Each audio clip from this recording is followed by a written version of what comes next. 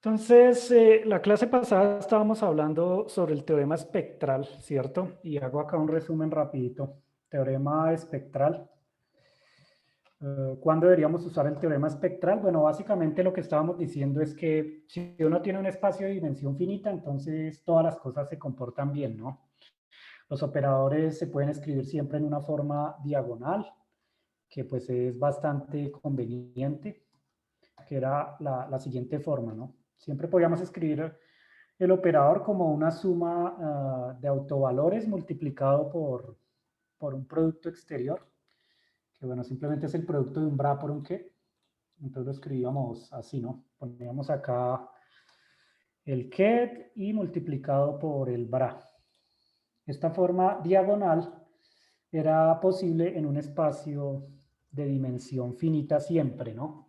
Y es bastante conveniente poder tener esta forma diagonal de los operadores, ¿no? A la hora de hacer cálculos, a la hora de operar, ¿no? Sin embargo, cuando íbamos a espacios de dimensión infinita, observábamos que únicamente si este espacio es discreto, podemos seguir teniendo esta relación que está aquí, porque uno en un espacio discreto, aun cuando la dimensión sea infinita, puede usar el análisis de Fourier para construir un conjunto completo de autoestados del operador autoadjunto. Pero si nosotros vamos a un espacio de dimensión infinita con un espectro continuo, que de hecho es usual en la teoría de Dirac y también pues en la mecánica cuántica, entonces allá sí que hay problemas porque no podemos encontrar un conjunto completo de autoestados. En general, los estados tienen norma infinita y esos estados de norma infinita no pertenecen al espacio de Hilbert, porque el espacio de Hilbert, donde está todo el formalismo de la mecánica cuántica, es un espacio donde la norma de los autoestados debe ser finita, porque los autoestados representan, por lo general, amplitudes de probabilidad, ¿no? Estos coeficientes que aparecen acá son amplitudes de probabilidad y entonces es necesario que estos estados se puedan normalizar para poder tener una cantidad física que me represente en realidad una amplitud de probabilidad. No es posible que yo represente una probabilidad con una cantidad que diverge. Entonces, ¿qué ocurre cuando uno tiene espacios de dimensión continua? Ocurre, por ejemplo, yo les mostré el caso del operador posición, ocurre que como el espectro es continuo, entonces la solución de la ecuación diferencial es una delta de Dirac, ¿no? Para el caso particular del operador posición, si ustedes ven la ecuación de autoestados y autovalores para el operador posición, se dan cuenta que la solución de esa ecuación, es decir, la función de onda es una delta de Dirac. Y las deltas de Dirac no están bien definidas porque divergen en un punto. ¿Cierto? Una delta de Dirac, ustedes ya la conocen muy bien, en un punto tiende a infinito, diverge, es decir, no se puede normalizar esa función.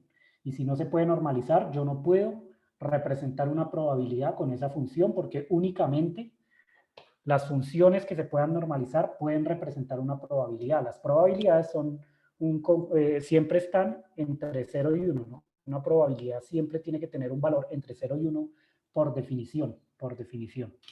Entonces es necesario normalizar los estados. Para eso entonces nosotros dijimos, bueno, para poder tratar en el límite del continuo estos operadores hicimos una generalización. La generalización me la da el teorema espectral, que me dice básicamente que para cada operador yo le puedo asociar, ¿cierto? A cada operador autoadjunto yo puedo asociar un operador proyección. Ese operador proyección, bueno, aquí yo lo hice entre menos infinito y entre infinito. Ese operador proyección tiene que estar definido um, de tal forma que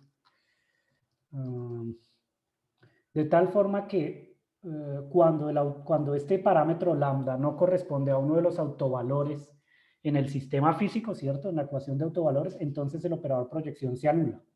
Aquí lo que tenemos es una suma continua donde todos los números que no sean autovalores se van a anular porque el operador proyección tiende a cero, ¿no?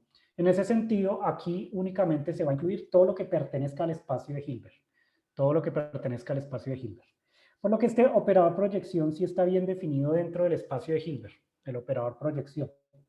Sin embargo, las cantidades como los estados físicos siguen sin ser parte del espacio de Hilbert, ¿no? Aun cuando aquí generalizamos el operador, este operador que está aquí, yo les mostré algunos ejemplos, cómo era cómo debía ser el operador proyección para un espacio de dimensión finita y cómo debía ser también para un ejemplo en dimensión infinita.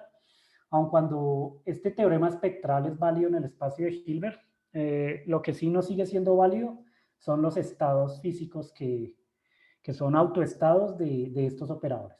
Porque, por ejemplo, en el caso de nuevo del operador posición, el autoestado, aun cuando el operador se puede definir así, que yo lo mostré explícitamente en la clase pasada, el operador Q se puede escribir en esta forma integral, aún así los autoestados son unas funciones de Dirac, ¿no? Y tenemos siempre que tener presente que esas funciones no pertenecen al espacio de Hilbert, no pertenecen al espacio de Hilbert. ¿Eso qué quiere decir? Que el lenguaje, el formalismo matemático en el que está enmarcado la mecánica cuántica no es precisamente en los espacios de Hilbert, aunque es usual decirlo, ¿no? No es precisamente los espacios de Hilbert, sino que es un espacio un poco más amplio, más general, que contiene al espacio de Hilbert. Es decir, de alguna manera tenemos que incluir las deltas de Dirac dentro de un espacio más grande que el espacio de Hilbert. Las deltas de Dirac no están contenidas en el espacio de Hilbert. No están contenidas en el espacio de Hilbert, porque divergen. Entonces se necesita en realidad un marco teórico, conceptual, matemático, que sí incluya esas funciones como soluciones de la ecuación de autovalores, ¿no? Que sí incluya las deltas de Dirac. O sea, un espacio más general que el espacio de Hilbert. Pero bueno, antes de entrar en esos detalles, voy a mostrarles otro ejemplo acerca de los problemas que ocurren cuando tenemos un espectro continuo. Entonces, ejemplo 1 acá. Entonces, considere el operador momento lineal. De nuevo, ¿no? Entonces, recordemos el operador momento lineal. Aquí lo pongo únicamente en una dimensión y en su representación coordenada. Este es el operador momento lineal, ¿no? Ahora, en la notación de Dirac o en el formalismo de Dirac, ¿no? Es usual hacer lo siguiente, escribir la ecuación de autoestados y autovalores para el operador momento lineal de la siguiente manera. Ustedes tienen el operador momento lineal. Este operador momento lineal actúa sobre un ket que tiene asociado el número cuántico del operador lineal, ¿no? Este número que aparece acá, pues es el número cuántico asociado a este operador. Y la ecuación de autovalores se suele escribir de esta manera, ¿no? Así, ¿cierto? Que simplemente me está diciendo, este ket es autoestado del operador momento lineal con autovalor P minúscula. Este autovalor pertenece a los números reales, que es un conjunto continuo, ¿cierto? Es un conjunto continuo. No, es así si no estoy mal. Sí, pertenece a los reales, ¿no? Y los reales forman un conjunto continuo de valores, es decir, este P puede tomar cualquier valor desde menos infinito hasta infinito en un rango continuo, ¿cierto? Es un espectro continuo de menos infinito a infinito. Eso quiere decir que estos autoestados que están aquí forman parte de un espacio vectorial de dimensión infinita, porque miren que aquí estamos poniendo precisamente un autoestado con ese número cuántico. ¿Cuántos posibles autoestados hay aquí? En esta base, pues esto es de dimensión infinita. Hay un conjunto infinito de autoestados que además son continuos, ¿no? Eso es lo que hay que ver aquí. Entonces aquí estamos precisamente de nuevo en el ejemplo en donde tenemos un espacio de dimensión infinita con un espectro continuo que nosotros sabemos tiene problemas, ¿no? Pero ahora lo estoy poniendo en la notación de Dirac. Esta es la notación de Dirac. Ahora, la relación de ortonormalidad en esta notación de Dirac, ortonormalidad, tiene la siguiente forma. Entonces, en la notación de Dirac, la relación de ortonormalidad, para el caso en el que estamos en un espacio de dimensión infinita, es la siguiente. Tenemos, por ejemplo, para un P y un P' cualquiera, que esto, ¿cuánto vale? Siendo P y P', dos autoestados diferentes con dos momentos lineales distintos. ¿Cuánto vale el producto interno entre P y P'?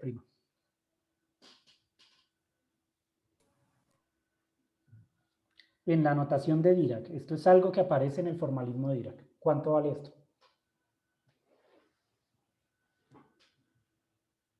para el ket del momento lineal.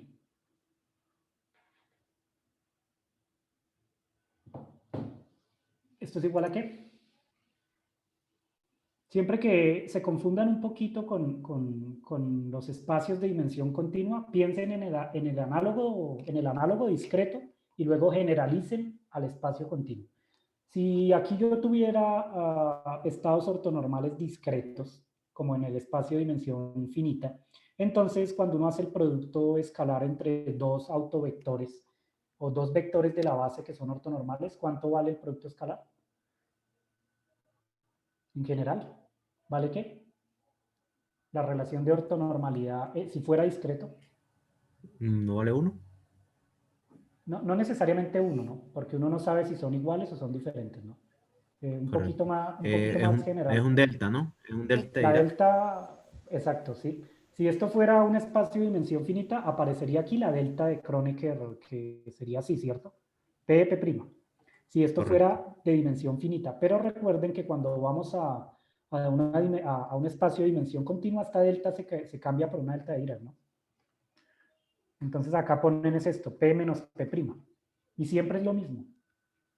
Hay una analogía entre ambas teorías. La teoría de espacios vectoriales de dimensión finita y la de dimensión infinita. No son isomórficas, no es un isomorfismo, porque no satisfacen exactamente las mismas propiedades, pero sí que hay una analogía, ¿no?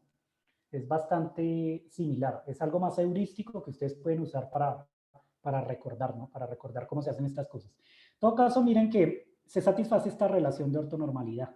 ¿Y cómo hace uno para encontrar esta delta? ¿Tienen alguna idea o no? ¿Cómo hace uno para verificar precisamente que es esta delta de Dirac?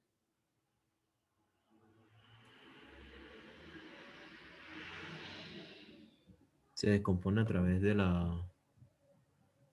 Porque acá pues simplemente yo se los estoy mostrando usando la analogía con un espacio de dimensión finita, pero en la práctica ustedes cómo mostrarían que esto que tienen acá a la izquierda, este producto escalar de P con P' es igual a esta delta de Dirac que está acá a la derecha. ¿Qué es lo que hay que hacer? Usando el formalismo de Dirac, de la mecánica cuántica. ¿Cómo llega uno acá?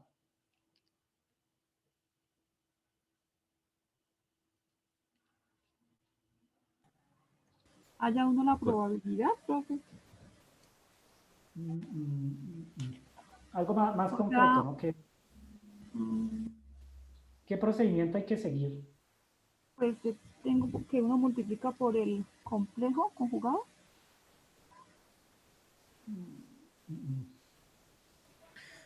No hace como la expansión, profe, donde uno pues multiplica directamente con, en este caso sería el bra de P' y el ket de P, para poder, pues Aquí sí, exponer, ¿no? ya están multiplicados, pero esto no me dice mucho, ¿no? Aquí ya está el bra aplicado al que, pero de ahí no veo muy claramente cómo llegó a la delta, ¿no? Hay que hacer algo adicional, ¿no? Entonces esto para ustedes, para que lo revisen y se convenzan de esto, revisar. ¿Cómo hago para llegar aquí, de izquierda a derecha, no? Lo que hay que hacer en el formalismo de Dirac es poner acá una operador identidad. Pero ese operador identidad, miren que lo único que hice fue poner una identidad en el medio, ¿no? Da igual. La identidad por P', pues es el mismo P', ¿no? El mismo que. Entonces simplemente puse una identidad. Pero esa identidad satisface una relación de completez en el continuo. Y esa relación de completez es el análogo continuo de la relación de completez que yo puse la clase pasada para el caso discreto. ¿Sí se acuerdan que en el caso discreto era una sumatoria, no estaban los autovalores, ¿no? Simplemente era la sumatoria de todos estos productos exteriores, ¿sí se acuerdan? Aquí tienen que poner el análogo continuo, que es una integral de este tipo. En una dimensión la voy a poner nada más, ¿no? Entonces, en vez de poner este producto aquí con estos kets discretos, lo pongo con estos ket continuos, ¿no? Así. Que bueno, es usual dejar acá un R así, en la notación de Dirac. esta es la relación de completez en un espacio de dimensión continua de acuerdo con Dirac, ¿no? ¿Sí o no? Y es solo el análogo continuo de la relación de completez que de pronto se las pongo aquí de nuevo, ¿cierto? Para que la recuerden. En un espacio de dimensión discreta, recuerden que yo les mostré que se obtenía esta relación de completez, ¿no? Que era simplemente poner aquí el producto exterior de los autoestados del operador autoadjunto que formaban una base pero en un espacio de dimensión finita, ¿no? Siempre. Entonces acá tengo que quitar esta A, así. Y aquí, bueno, esto es J, entonces hay un errorcito, ¿no? Vamos J en todas partes, acá J, J, J. Ya, ¿cierto? Entonces, si se acuerdan de esta relación de completez, yo la deduje en una de las clases, ¿no? Esto es igual a la identidad. Y de acá entonces se obtenía que el operador se podía escribir en esta forma diagonal. Y luego íbamos al límite del continuo y usábamos el teorema espectral para escribir esto, ¿no? Entonces, aquí en un espacio discreto, aquí también en espacio discreto, luego nos íbamos al continuo. Pero miren que aquí, pues yo no les había puesto esta relación de completez en su versión continua, ¿no? Mírenla acá, es esta. Aquí para el caso de la representación de las coordenadas, ¿no? No de los momentos lineales. Esto es igual a la relación de completez en el espacio de las coordenadas. Y esto es lo que usa Dirac para calcular esta delta que está aquí, ¿no? Pone esta identidad escrita de esta forma, usando la relación de completitud, dentro de este producto escalar que está aquí. Lo pone dentro, ¿no? Porque toman en cuenta que la identidad aplicado al ket, pues da el mismo ket, ¿no? Entonces simplemente es poner un 1 dentro. Entonces si ustedes ponen ese 1 dentro, entonces, ¿qué obtienen, no? Si ponen el 1 dentro, obtienen lo siguiente. Esto sería igual entonces a poner esta identidad ahí dentro. Ponen la identidad aquí. ¿Cierto? Y esta integral puede salir. Porque aquí el primer producto escalar es una integral en el momento lineal, ¿cierto? Mientras que esta integral está en el espacio de las posiciones. Eso quiere decir que yo puedo intercambiar las integrales, ¿no?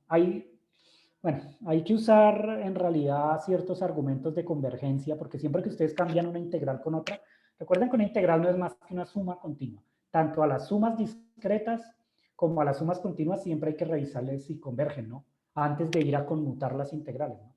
Pero aquí, bueno, los físicos son, y me incluyo a mí,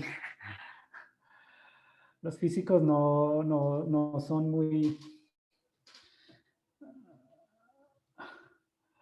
muy formales con la matemática, ¿no? Entonces, a veces hacen este tipo de cosas, ¿no? Cambian una integral de un lado a otro sin ponerse a revisar la convergencia y tienen la esperanza que converja. Los matemáticos, en cambio, se ponen a revisar detalladamente que estas cosas sí estén convergiendo, ¿no? Entonces, miren que aquí entonces aparece esto. Saco la integral y me quedan estas dos funciones, ¿no?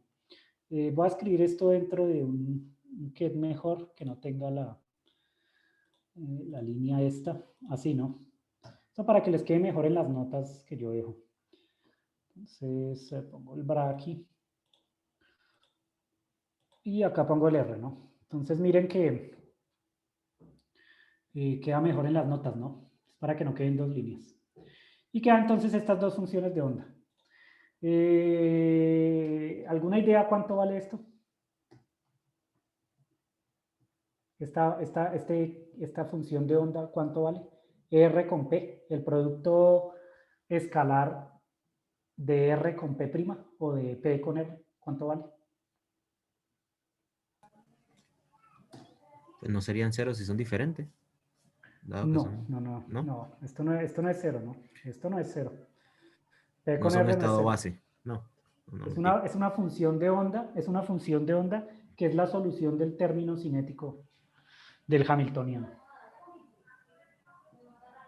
Esta es la solución del término cinético del hamiltoniano de cualquier sistema de partículas. Por ejemplo, en el átomo de hidrógeno, esta es la solución precisamente del término cinético en el centro de masa.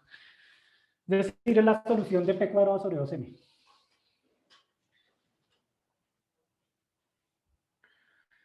Entonces, otra cosa que tienen que revisar, ¿no? Esta función que está aquí, que de hecho es la solución del término cinético de cualquier hamiltoniano, es una exponencial, que tiene un factor de normalización, pero pues acá como los estados ya están supuestamente ortonormalizados, valen 1, ¿no? Entonces aquí debería aparecer una exponencial con un i sobre h barra, un i sobre h barra y con el producto p por r. Así. Así.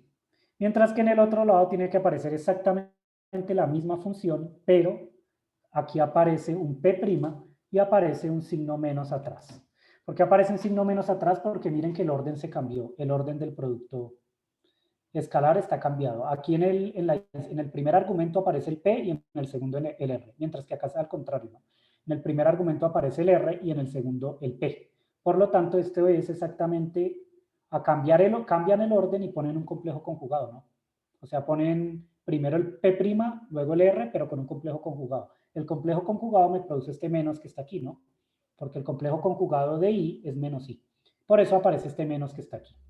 Y bueno, de nuevo aquí, aunque no se ve muy bien en Leaks, ustedes sí lo ven bien acá en el PDF que les dejo en las notas, ¿no?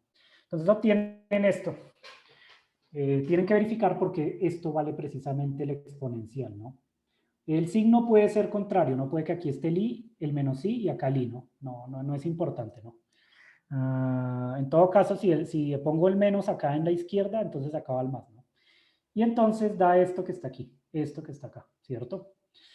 Pero esto lo podemos operar un poquito más, porque pues tanto P como R conmutan. Entonces puedo hacer lo siguiente. P con P' conmutan, ¿no? Entonces yo puedo escribir esto de la siguiente manera. Puedo poner todo esto dentro de un mismo exponencial, que bueno, no es trivial si los operadores no conmutan. Pero aquí P con P' conmutan, porque son operadores momento lineal. Esto, si yo tuviera operadores que no conmutan en el argumento de los exponenciales, no podría hacer lo que voy a hacer ahorita, que es simplemente escribir esto así, ¿no? P menos P' por R, y quito el exponencial que está aquí. Y bueno, no sé si alguien sabe cuánto vale esto. ¿Cuánto vale esta integral?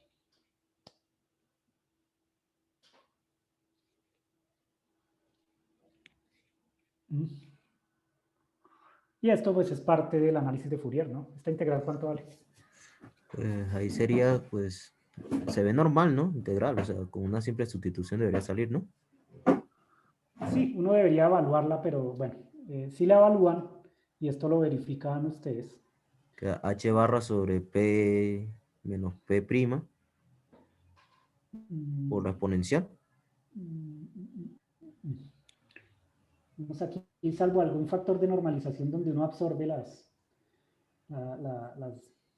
h barras, que digamos aquí yo las puse, pero en general uno siempre pone h barra igual a 1, ¿no? Entonces, digamos, aquí en esta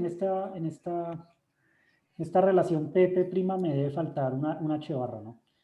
Una h barra aquí, que no lo puse, ¿no? Pero entonces aquí toman en cuenta o asumen que h barra vale 1, para no estarnos complicando con la posición de la h barra. Esto es usual en la teoría de campos cuánticos, ¿no? Poner todas las constantes universales igual a 1. Asumen esto, es una suposición, ¿no? Tomando en cuenta que es una constante universal. Y entonces tienen que llegar a que esto es la delta de Dirac, ¿no? Entonces, busquen en los libros de mecánica cuántica que conozcan por qué esta integral vale esto, o traten de resolver esta integral y darse cuenta que vale la delta de Dirac, precisamente, ¿no? Esta integral que está aquí, esta integral que está acá vale la delta de Dirac. Una manera de darse cuenta de eso es aplicar toda esta integral a una función que dependa de otra variable del momento, es decir, aplicarlo sobre una función f de p y además integrar con p, integrar en dp. Entonces, hacer este procedimiento, poner acá la integral en dp y aplicar esto a una función f de p, tratar de ver por qué vale la delta, ¿no? usando las propiedades de la delta de Dirac y del análisis de Fourier, porque recuerden que estas exponenciales, estas funciones de onda, forman una base, ¿no?, de un espacio vectorial.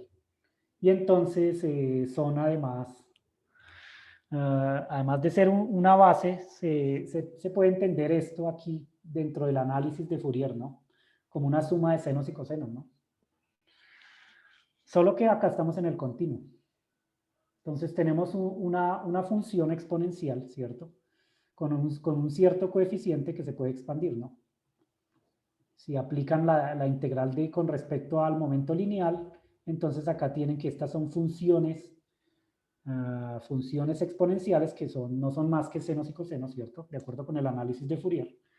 Y algunos coeficientes que son f de p, ¿no? Es lo que les estoy diciendo. Aplican acá esta integral. Y entonces simplemente están obteniendo una superposición. No. Así. Tomar en cuenta que esto entonces les tiene que valer f de p'. Y entonces lo único que están diciendo es que una función continua se puede escribir como una suma de ciertas funciones que son ortonormales, que en este caso es esta exponencial, pero en el análisis de Fourier son senos y cosenos, ¿no? Entonces esto es análisis de Fourier en el espacio complejo, ¿no? Porque aquí aparece una senos y cosenos con coeficientes complejos, ¿no? Entonces, revisen esto, ¿no? Revisen por qué ese P y P', y esto también es parte del análisis de Fourier, vale la delta Dirac, vale la delta Dirac. Miren estos conceptos, ¿no? Busquen por qué esta función, este bra con P aplicado al ket con R, vale precisamente este exponencial, ¿no? ¿Por qué vale esto, no? Esto se puede mostrar también. Entonces pueden buscarlo. Pueden buscarlo y después buscan por qué esta integral es la delta de Dirac o porque es proporcional a la delta de Dirac, ¿no? Aquí puede salir un factor de normalización. Solo que yo estoy considerando que h barra es 1 y que los estados P y R están ya normalizados, por eso no me aparece este factor de normalización, sino que yo pongo directamente la delta, ¿no? Pero toman en cuenta que uno normaliza, ¿no? En mecánica cuántica uno está normalizando. Entonces es natural que esta integral en algunos textos aparezca multiplicada acá por un factor constante, pero como es constante lo pueden normalizar redefiniendo P y P', ¿no? Si acá les sale 1 sobre raíz cuadrada de 2pi multiplicado por h barra, pues ustedes normalizan este P y P' para que les salga únicamente la delta, ¿no? O sea, los factores de normalización uno los puede redefinir. Por eso no lo pongo aquí, ¿no? En todo caso, tienen que revisar esto.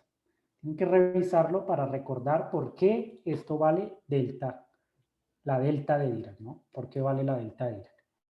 Y bueno, esto tiene una consecuencia y es la siguiente, ¿no? ¿Cuál es la norma? La norma de un autoestado en el espacio de Dirac continuo para el caso del momento lineal, ¿no?, que es lo que estamos mirando nosotros aquí. ¿Cuánto valdrá la norma de este vector?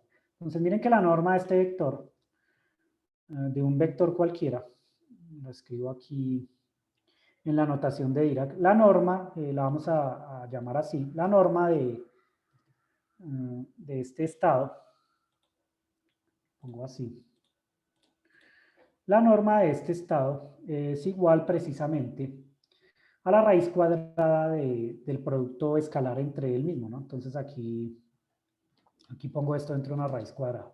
¿Cuánto vale esta norma? ¿O a qué tiende esta norma? Si está normalizado es igual a 1, ¿no? Y vuelven y mirar entonces cuánto vale este producto escalar que está acá. Ah, el delta. Sí. Entonces miren que la norma está definida como la raíz cuadrada del producto escalar, ¿no? En los espacios de Hilbert, ¿no? Esta es la norma. Bueno, es un error decir que estoy en los espacios de Hilbert, ¿no? La norma, la definición de norma es la raíz cuadrada del producto escalar. Pero este producto escalar, ¿cuánto vale? Entonces ustedes van y miran acá de nuevo arriba. Se los señalo aquí con un cuadro rojo. Van y miran acá, ¿cierto? Miran esta expresión. Y entonces, ¿cuánto vale el producto escalar del ket con el momento P consigo mismo, ¿no? El ket P consigo mismo. O sea, P con P. ¿Cuánto vale este producto escalar?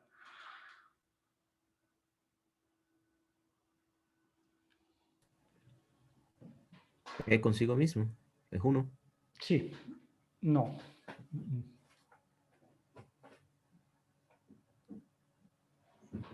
Miran detenidamente esta igualdad que está aquí y recuerdan cómo es la función delta de Dirac. Entonces se imaginan la gráfica de la función, ¿cierto? Piensan en la gráfica.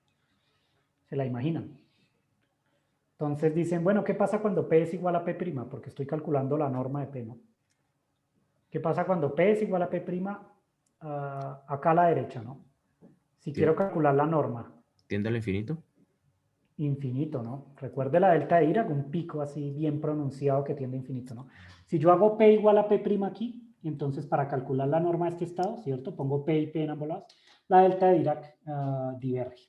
Y entonces acá esto tiende a infinito, o lo voy a escribir igual a infinito. Que de nuevo es una ligereza mía por ser físico, que a cualquier matemático le molestaría porque yo estoy escribiendo una norma igual a un símbolo, ¿no? El infinito no es un número, es un símbolo, que bueno, está muy bien definido en la teoría de Cantor y bueno, tiene muchas implicaciones, pero entonces aquí pues debería poner esto, ¿no? Más que poner la igualdad. Tiende a infinito, porque el infinito no es un número, no es un símbolo. Pero yo soy físico, entonces voy a poner el igual. Pongo el igual, ¿no? Igual a infinito. Diverge. Esta norma diverge. Entonces, ¿qué es lo que pasa con estos estados? Estos que Dirac puso acá, son estados de norma infinita. Y entonces, como consecuencia, ahora sí pongo así. Como consecuencia, este que está aquí, este que no pertenece al espacio de Hilbert, que, ¿cómo se dice? No pertenece en látex. A ver si encuentro el símbolo fácil. ¿Alguna idea? No pertenece, es esta. Sería, claro. Nothing, sí. Tiene sentido, ¿no? No pertenece al espacio de Hilbert. Donde está H representa el espacio de Hilbert, ¿no? Entonces miren que este estado no está dentro del espacio de Hilbert, porque en el espacio de Hilbert únicamente pueden haber vectores que tengan norma finita. Es por eso, ¿no? Norma finita. Y entonces aquí de nuevo lo que les estoy mostrando es que este formalismo de Dirac no está enmarcado en la teoría de los espacios de Hilbert. No forma parte de los espacios de Hilbert, aunque pues muchos textos lo sugieren o no lo especifican, ¿no? No forma parte del espacio de Hilbert. Si fuera un espacio de dimensión finita, ahí sí, no tenemos problema, porque sabemos muy bien que en dimensión finita todos los autoestados se pueden normalizar y las series convergen porque solo tienen un número finito de términos, ¿no? Entonces siempre van a converger las series. Ahí sí estamos en el espacio de Hilbert, pero en este caso no. Y esto pues es un ejemplo usual de la mecánica cuántica, ¿no? Esto es algo que normalmente se ha visto, ¿no? Una partícula moviéndose libremente con un momento lineal dado por este valor. En su representación en la mecánica cuántica, en la representación de Dirac, tiene el problema de que los autoestados no pertenecen al espacio de Hilbert. Y bueno, sin embargo, el operador proyección sí está bien definido. Lo que no estaría definido bien es precisamente la derivada del operador proyección, ¿no? Porque miren que aquí, de nuevo, miramos el análogo de un operador. El análogo del teorema espectral para el operador momento lineal es el siguiente, ¿no? Entonces ahora recuerden que yo les había dicho, bueno, podemos usar el teorema espectral para tratar de alguna manera estos operadores, ¿no? Para incluir este operador en un espacio de dimensión continua, y lo que hacíamos básicamente era esta continuación, ¿no? Al continuo, al límite del continuo, en el teorema espectral. Entonces este operador momento lineal debería también poderse escribir usando esta representación integral de acuerdo con el teorema espectral, ¿no? Yo lo hice para el momento, para el operador posición. Ahora vamos a mirar qué pasa con el operador momento lineal, ¿no? Entonces tomo aquí esta integral y bueno, les recuerdo un poquito esto, ¿no? No vayan a ver, aquí la notación no me favorece mucho, ¿no? So, porque tengo la misma notación para el operador proyección y para el momento lineal, ¿no? Pero toman en cuenta que aquí son dos cosas diferentes, ¿no? Este es el operador momento lineal y este es el operador proyección. Ahora, el operador proyección para este caso particular, digamos, donde lambda es uno de los autovalores, entonces debería ser, aprovecho para quitar esta p de aquí, debería ser la función zeta, que yo se los mostré en la clase pasada, de p menos lambda. Esto es lo que deberíamos tener, ¿no? De p menos lambda. Y si ustedes derivan esta función zeta, si usan la regla de la cadena, entonces obtienen lo siguiente. Vamos a escribirlo así. Obtienen que usando la regla de la cadena uno escribe esto de la siguiente manera. Ponen acá la derivada de pues esta zeta con respecto a lambda, porque acá la variable de integración es lambda multiplicado por d lambda, ¿no? Simplemente usamos la regla de la cadena. Y bueno, esta derivada no existe en el espacio de Hilbert porque la derivada de la función paso es siempre la delta de Dirac. Entonces acá lo que tengo es la delta de Dirac que no forma parte del espacio de Hilbert.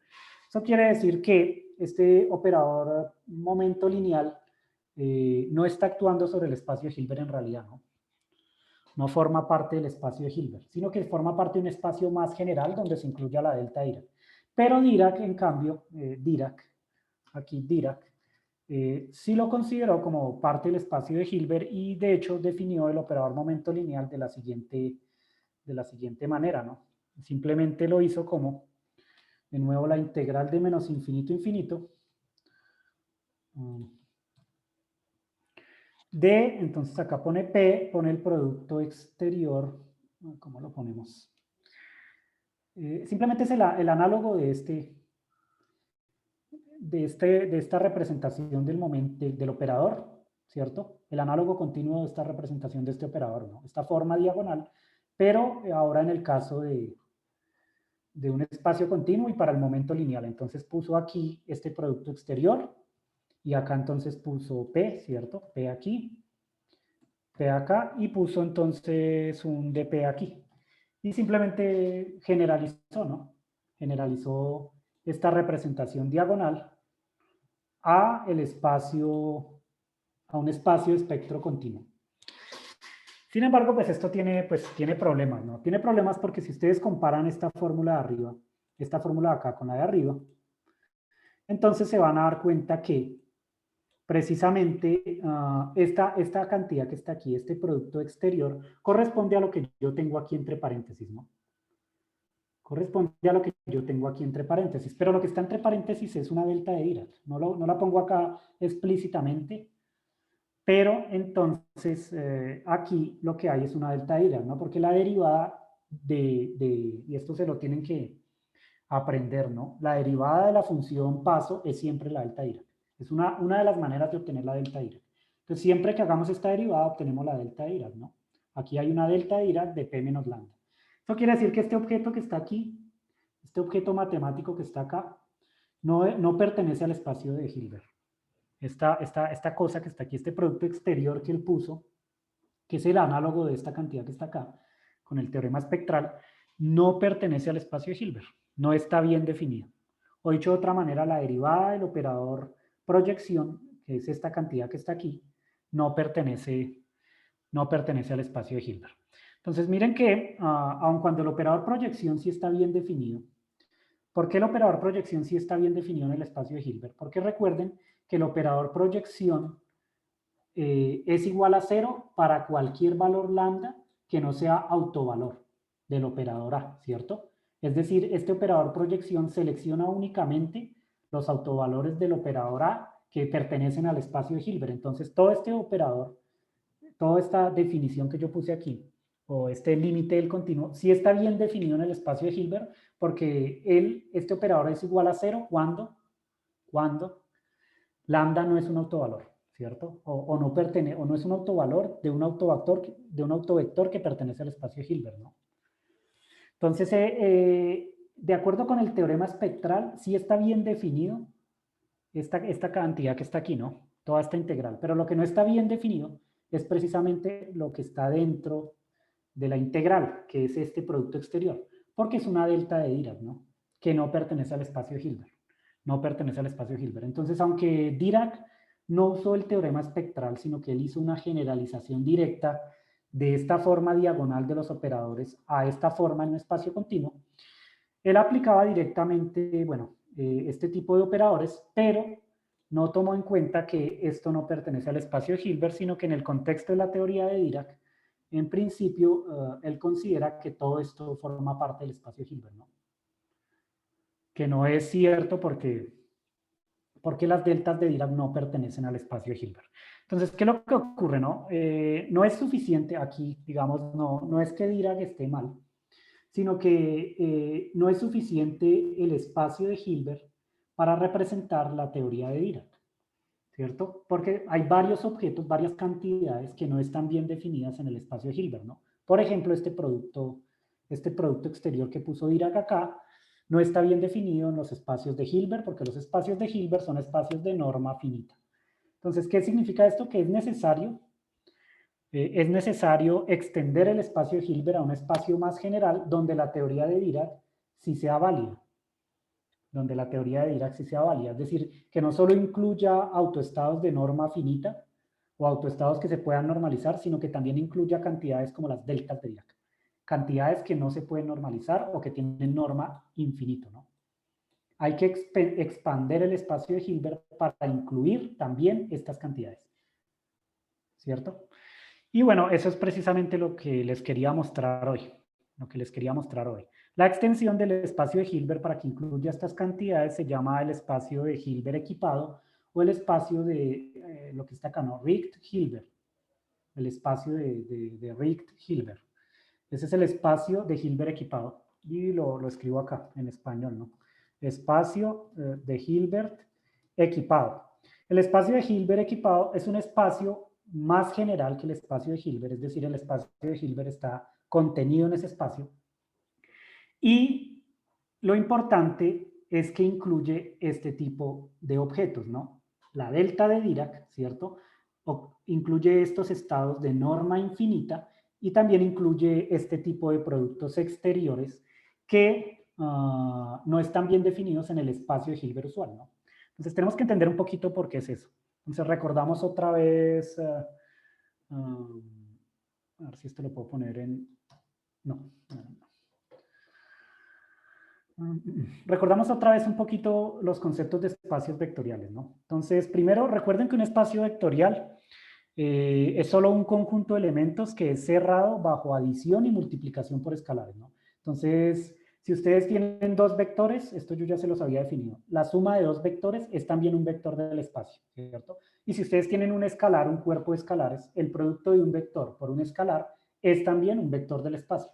Un espacio vectorial se construye con todas las superposiciones lineales de un conjunto de vectores que forman una base, ¿no?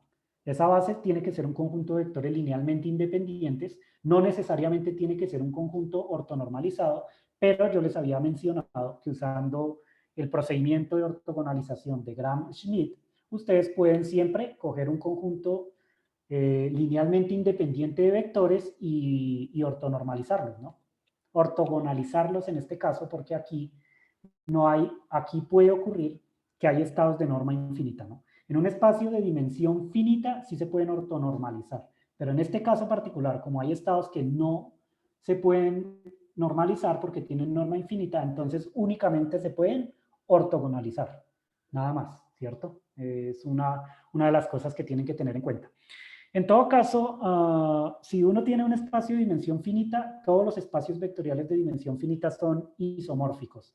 Pero si tiene espacios de dimensión infinita, aun cuando uno puede hacer este tipo de generalizaciones que ustedes están observando aquí, parece que hay un análogo, ¿cierto? Hay una analogía entre los espacios de dimensión infinita y los de dimensión finita por este tipo de relaciones. En realidad, los espacios en general no son isomórficos porque tienen diferencias bastante bastante marcadas como el hecho de que, por ejemplo, hay estados de norma infinito que no se pueden normalizar, o el hecho de que este producto exterior no está bien definido porque corresponde a una delta de Dirac, ¿no?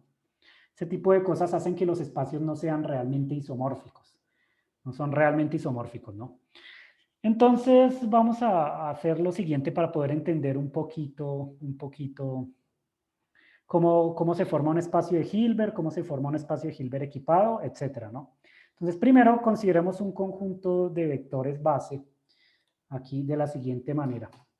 Consideremos un conjunto de vectores base que vamos a escribir de la siguiente forma. Este conjunto de vectores phi sub n, tales que, pues n es igual a 1, a 2, a 3, etcétera, ¿no? De aquí, en un espacio vectorial cualquiera, miren que yo no estoy diciendo todavía que sea finito o infinito, en un espacio vectorial cualquiera, ustedes pueden construir cualquier vector de ese espacio vectorial como una superposición lineal de estos vectores base, ¿no? Entonces, un vector del espacio vectorial,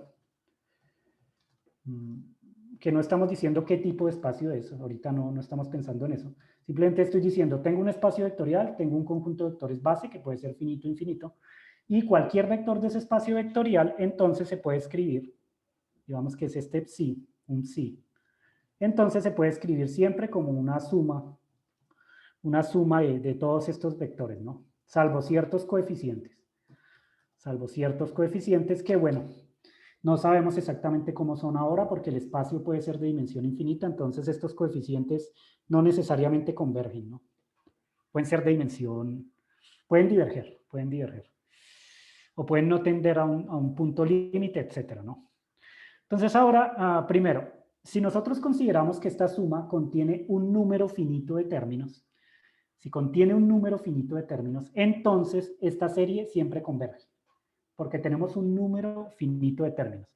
Y entonces el espacio que nosotros estamos considerando en este caso es el espacio que yo les mencionaba en las clases anteriores, ¿no? Si hay un número finito de términos, que quiere decir la dimensión es finita del espacio vectorial,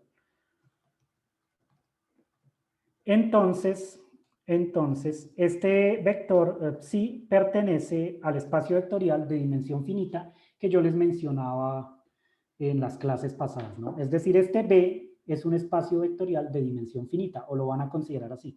Y en este espacio vectorial todas las series convergen. ¿Por qué convergen? Es trivial, ¿no? Porque solamente hay un número finito de términos en esta sumatoria.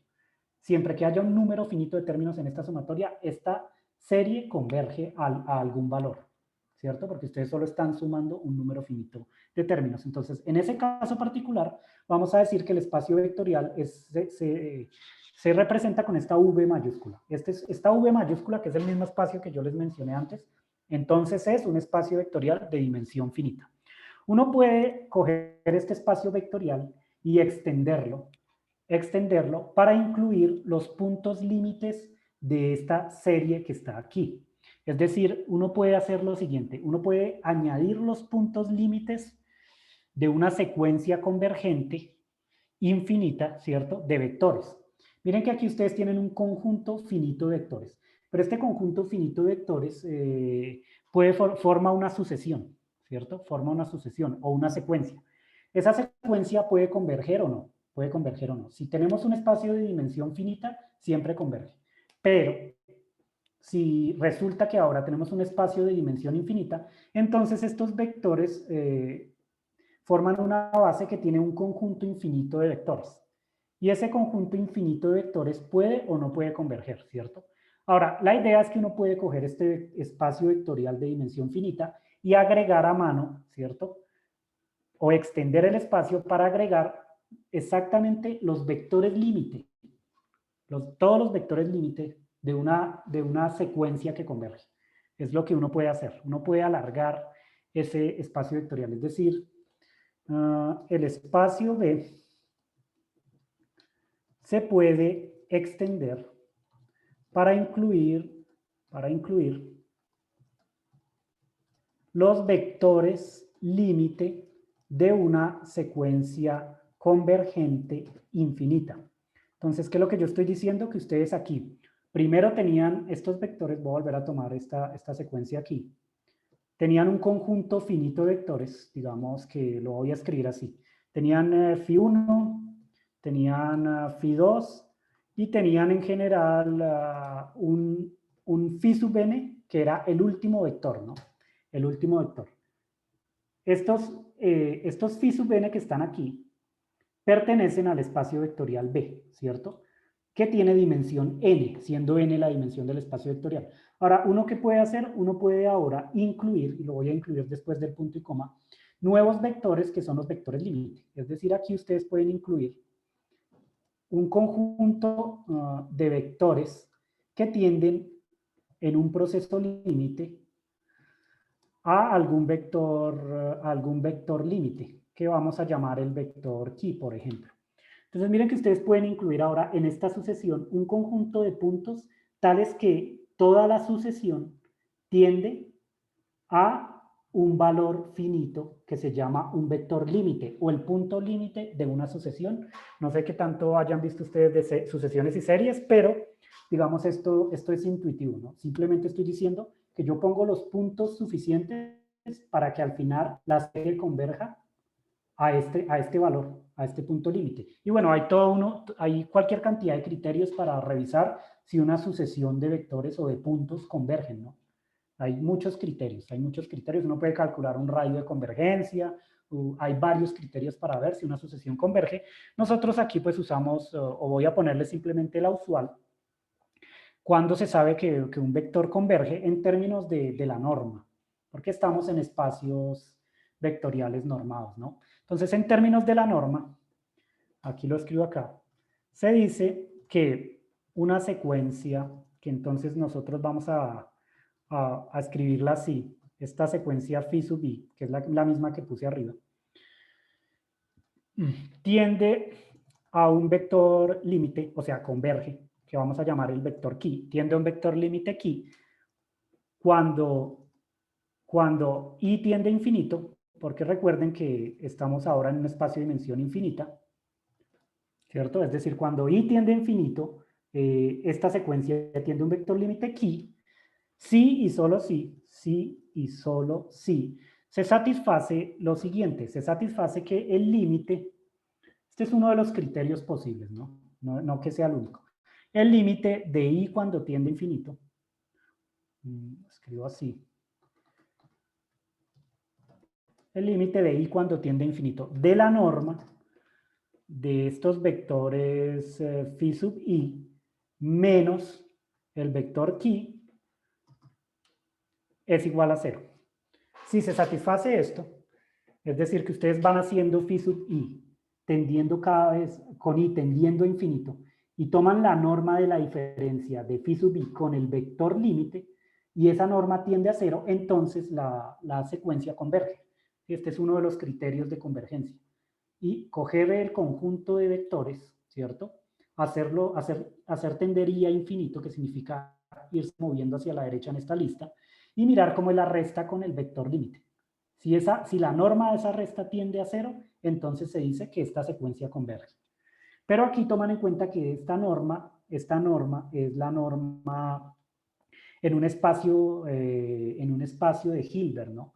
Es decir, esta norma se calcula como, lo escribo aquí, como la raíz cuadrada, aquí la norma significa esto, ¿no? La norma de un vector cualquiera, ustedes tienen que entender que es igual a la raíz cuadrada del producto escalar, lo dejo en la notación de Dirac, del vector consigo mismo, ¿no? Esto es lo que tienen que entender por norma en este caso. Esta es una norma en el espacio de las representaciones, es decir, en el espacio de los vectores, no en el espacio de los escalares, ¿sí? Es decir, no tienen que confundir esta norma con esta otra, que la voy a escribir acá al lado para que no la vayan a confundir, ¿no? Una cosa es esta norma en el espacio de los vectores y otra cosa es tomar el valor absoluto de una cantidad, ¿no? El valor absoluto de una cantidad es, en cambio, si esa cantidad es compleja, es b por b complejo conjugado. Son dos cosas diferentes, ¿no? Y acá, bueno, lo dejamos al cuadrado para no ¿cierto? Son dos cosas diferentes. El valor absoluto aplica sobre un escalar. Este B pertenece a los complejos, mientras que aquí este phi pertenece al espacio vectorial. Pertenece al espacio vectorial, ¿no?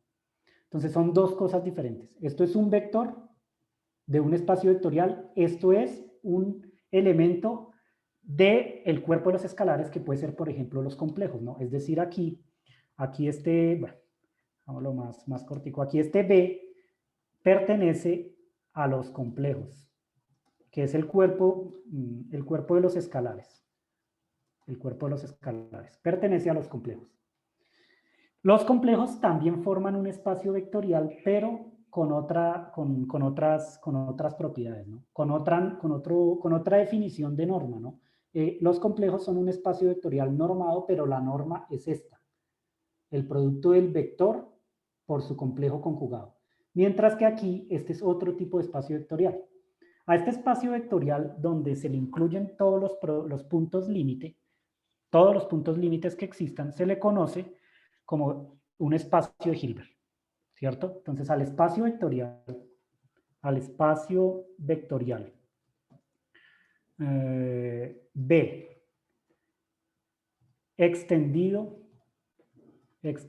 para incluir todos los puntos límite, o sea, todos los vectores límite posible que existan, es decir, tienen que incluir todas las series que converjan, ¿sí? Incluye todas las series que converjan. A ese espacio vectorial se le conoce como un espacio de Hilbert. Un espacio de Hilbert. Se le conoce como espacio de Hilbert. Y ese espacio de Hilbert se denota con la letra H en general, ¿no? Casi que la misma del hamiltoniano, ¿no? Este sería el espacio de Hilbert. Entonces, tomen en cuenta que un espacio de Hilbert es un espacio de dimensión infinita, pero aquí siempre converge la norma de los vectores. Entonces, siempre que ustedes calculen la norma de un vector, esa norma tiene que converger. Entonces, recuerden que para un espacio de Hilbert, entonces se satisface lo siguiente. Para un espacio de Hilbert, se satisface entonces lo siguiente. Yo estoy diciendo que la norma converge. ¿Por qué la norma converge, no? La norma de un vector cualquiera, ustedes siempre la pueden escribir de la siguiente forma.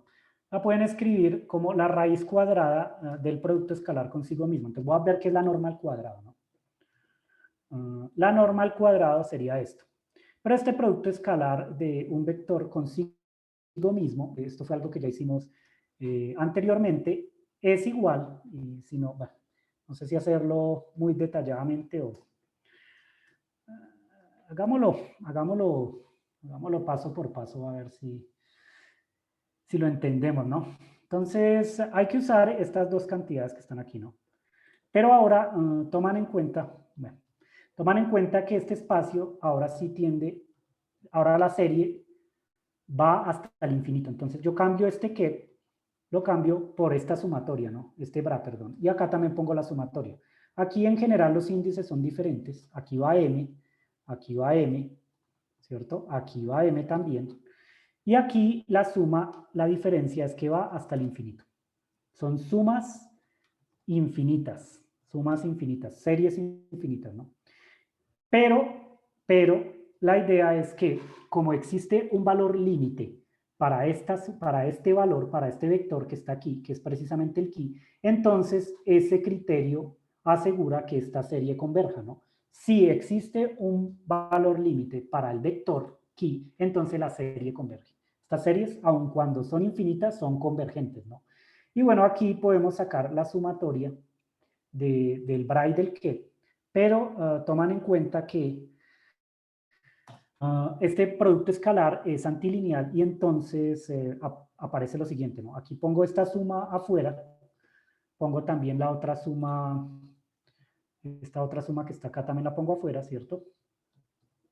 Las puedo sacar del producto escalar porque son series convergentes, entonces yo puedo cambiar la suma con una integral, etcétera, ¿no? Y aquí entonces les queda primero Cn complejo conjugado, ¿cierto? Porque está en el primer argumento, en el argumento de la izquierda, y los productos escalares son antilineales en la izquierda. Mientras que acá pongo Cn, ¿cierto? Porque los productos escalares son, en el espacio complejo, ¿no? Son lineales en el argumento, en el segundo argumento, ¿no? Del argumento a la derecha. Y aquí entonces me queda, estos dos estados, phi n y phi m, que son estados que se pueden ortonormalizar porque en este espacio los vectores tienden a un punto límite. Entonces sí tienen norma finita, sí se pueden normalizar. Es decir, aquí estamos en el caso de un espacio vectorial infinito, pero discreto, que ya habíamos discutido antes, yo ya les había dicho, sí se pueden normalizar, sí se pueden normalizar. Pero de nuevo, entonces ustedes toman en cuenta que estos estados, como se pueden ortonormalizar, ¿cuánto vale el producto escalar de phi n con phi m? En este caso particular. ¿Delta? La delta, exacto, ¿no? Pero aquí sí es la delta de Kronecker, porque mire que este espacio es discreto todavía, ¿no? Entonces acá Sí. es la delta nn, delta nn. Y si ustedes resuelven esto un poquito más, entonces Solo lo es que se dan válido para un cuenta es estado. que solo sobrevive, de esta sumatoria en n, solo sobrevive el término de cuando m es igual a n, ¿no? Porque la delta de Kronecker lo que me dice es que vale 1 cuando n igual a m y vale 0 en caso contrario. De aquí únicamente el coeficiente con m igual a n va a sobrevivir de esta sumatoria, ¿no? Entonces aquí me queda la sumatoria en n, ¿cierto? Y aquí me queda Cn complejo conjugado, ¿cierto? Multiplicado por Cn, ¿no? Pero yo les había dicho, esta es precisamente la ¿Esa es norma, la norma?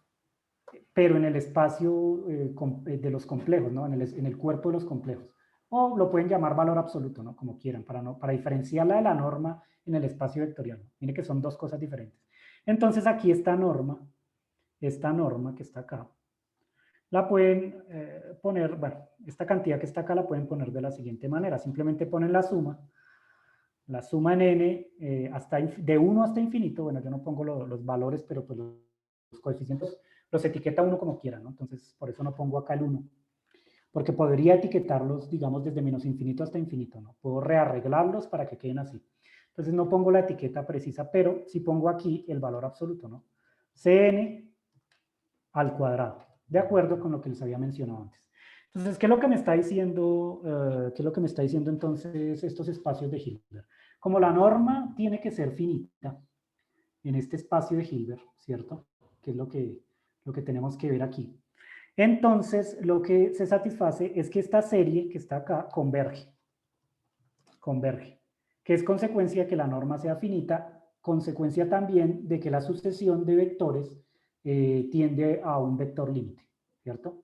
Vamos paso por paso. Entonces, des en cuenta que un espacio de Hilbert se reconoce cuando se satisface precisamente esta propiedad, que la sumatoria de los valores absolutos de los coeficientes al cuadrado converge.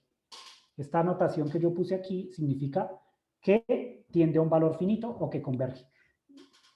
En un espacio de Hilbert, los coeficientes de los vectores base, ¿cierto?, satisfacen esta propiedad. La sumatoria de la norma al cuadrado converge. Todo espacio de Hilbert tiene contenido entonces estas series que están aquí. Y así uno identifica cuando un vector pertenece o no a un espacio de Hilbert. Porque recuerden que cualquier vector de un espacio vectorial en una base dada siempre se puede escribir como esta superposición. ¿Cómo sé yo que pertenece al espacio de Hilbert? Bueno, yo hago esta suma que está aquí. La suma de los valores absolutos de los coeficientes al cuadrado. Esta suma, con estos coeficientes que están acá. Si esa suma converge, entonces este vector pertenece a un espacio de Hilbert. Si la suma no converge, no pertenece a un espacio de Hilbert. Ahora, por defecto, cualquier espacio vectorial de dimensión finita es entonces un caso particular de un espacio de Hilbert. Porque si la dimensión fuera finita, esta suma siempre converge, ¿cierto? Porque tengo un número finito de términos. Entonces es usual llamar a cualquier espacio vectorial de dimensión finita un espacio de Hilbert, ¿no? Porque satisface esta propiedad. Pero los espacios de Hilbert, sobre todo, lo importante es cuando vamos a dimensión infinita, ¿no? La manera de construirlo es entonces incluyendo todos estos puntos límites de una sucesión de vectores, ¿no? Hay que incluir los puntos límites para asegurar que los estados tienen norma finita, o dicho de otra forma, para asegurar que esta serie converge. Tenemos que asegurar que la serie converge. Si aparece un estado que tiene norma infinita, ese estado no pertenece al espacio de Hilbert. Y entonces volvemos de nuevo a lo que les estaba mencionando aquí. Estos estados no pertenecen al espacio de Hilbert, ¿no? ¿Por qué no pertenecen al espacio de Hilbert? Porque ¿cómo es la norma de este vector? Infinita. Miren que aquí la norma es infinita. Quiere decir que estos ¿qué? No pertenecen al espacio de Hilbert. No pertenecen al espacio de Hilbert. Y bueno, de todas formas uno puede entonces buscar la manera de extender ahora el espacio de Hilbert, ¿no? Miren que primero cogí un espacio vectorial de dimensión finita, incluí todos los puntos límites de una sucesión de vectores que sea convergente y construí el espacio Hilbert, que es un espacio de dimensión infinita en general, ¿cierto? Puede ser finita, infinita, ¿no? Pero pues la dimensión infinita contiene a la dimensión finita, ¿no? En todo caso, el espacio de Hilbert contiene todos los puntos límite y por lo tanto en este espacio la norma de los vectores es finita porque incluye únicamente series convergentes, es lo que estoy diciendo acá. Pero nosotros queremos incluir también estos vectores que están aquí, que usaba Dirac en su notación, ¿no? Vectores de norma infinita. Los queremos incluir porque sabemos de su utilidad, ¿no? En la mecánica cuántica. Sabemos que esta notación de Dirac, aunque pues matemáticamente no es muy formal o no se aclaró en su momento, sí es muy útil en la práctica, ¿no? En la práctica, a la hora de hacer cálculos, todas estas relaciones son muy útiles. Son muy útiles aunque no estén definidas consistentemente dentro del espacio de Hilbert. Entonces, ¿qué queremos? Expandir el espacio de Hilbert para de alguna manera incluir estados con norma infinita, ¿no? Con norma que diverge. Y para eso tenemos que hacer lo siguiente. Tenemos que extender este espacio para incluir un espacio que se llama el espacio conjugado. Pero para entender qué es el espacio conjugado, tenemos que hacer lo siguiente, ¿no? El espacio conjugado, ahora vamos a mencionar una definición, ¿no? Definición. El espacio conjugado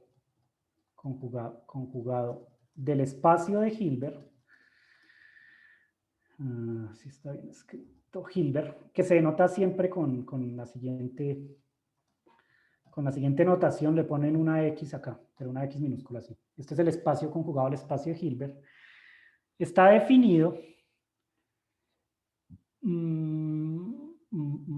¿cómo lo digo? No.